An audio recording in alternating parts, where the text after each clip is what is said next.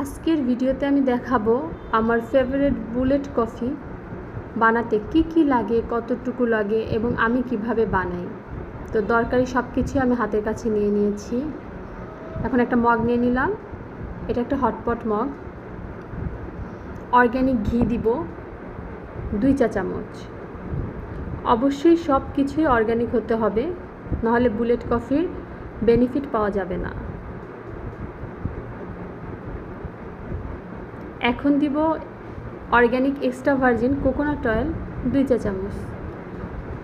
চাইলে এই কোকোনাট অয়েলটা আপনারা স্কিন কেয়ারের প্রোডাক্ট হিসেবে ব্যবহার করতে পারেন। তো এমসিটি অয়েল দিব 1 চা চামচ, আর পিঙ্ক সল্ট দিব 1 চিমটি পরিমাণ। আপনারা চাইলে এটা স্কিপও করতে পারেন, কিন্তু আমি দিই।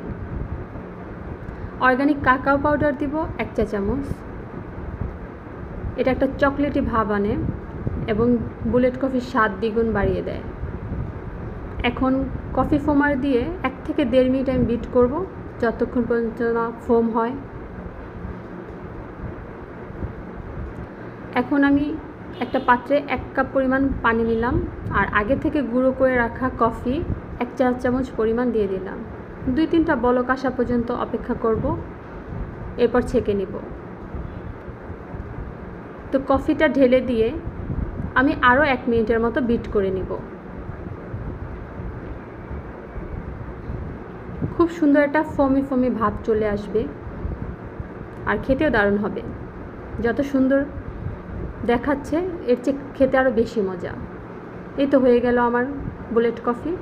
এখন আমি এটা ঢাকনা দিয়ে ঢেকে রাখবো, কারণ আমি এখন ফাস্টিং আওয়ারে আছি। এটা আমি নন ফাস্টিং আওয়ারে একটু পরে খাবো। তো আমার ভিডিও কেমন লাগলো অবশ্যই সবাই জানাবেন।